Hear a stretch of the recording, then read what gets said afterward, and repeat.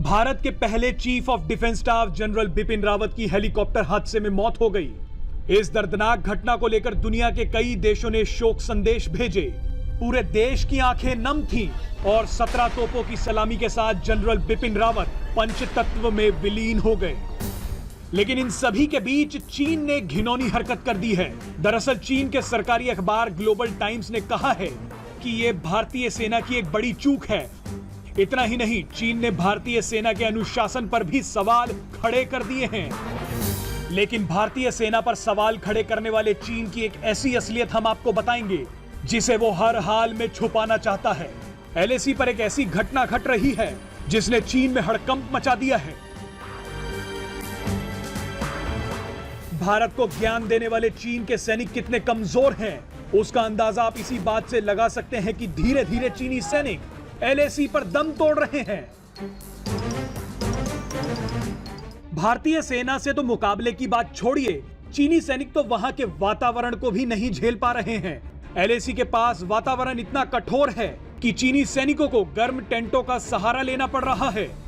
तो वहीं भारतीय सैनिक पूरे अनुशासन के साथ बिना किसी दिक्कत के चीन के सामने काल बनकर खड़े हैं। आलम यह है कि पिछले 10 महीनों में चीन को 3 बार अपने टॉप कमांडर्स को बदलना पड़ा है। खबरों के मुताबिक इनमें से एक कमांडर की मौत भी हो चुकी है।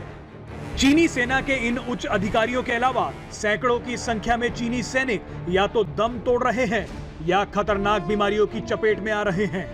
आपको बता दें, जनरल बिपिन रावत की मौत पर चीन का यूं भारतीय सेना के अनुशासन और आधुनिकीकरण पर सवाल खड़े करना महज इत्तेफाक नहीं है, बल्कि एक सोची समझी साजिश है। जनरल बिपिन रावत भारतीय सेना के आधुनिकीकरण के साथ साथ भारत में थिएटर कमांड का निर्माण कर रहे थे। उम्मीद जताई जा रही थी कि आने वाले कुछ महीनों में भारत के पास भी अलग अलग थिएटर कमांड्स होंगे।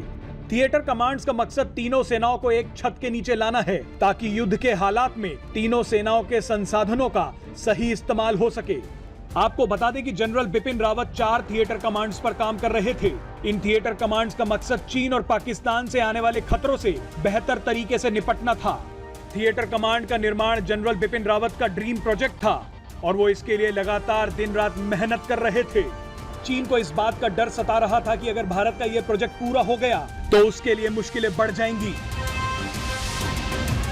भारत ने हाल ही में सेना की शक्ति को जबरदस्त तरीके से बढ़ा दिया था। लड़ाकू विमान राफेल से लेकर सबसे अत्याधुनिक एयर डिफेंस सिस्टम S-400 भारतीय सेना में शामिल हो चुका है। भारत ने चीन से लगती सीमाओं पर स्ट्रेटेजिक इंफ्रास्ट्रक्चर को भी मजबूत कर दिया था, जिनमें सड़कें, ब्रिजेस और टनल शामिल हैं। घातक AK-203 राइफल और ब्रह्मोस की नेक्स्ट जनरेशन मिसाइल पर भी तेजी से काम चल रहा था। ये सब CDS बिपिन रावत की देखरेख में ही हो रहा था।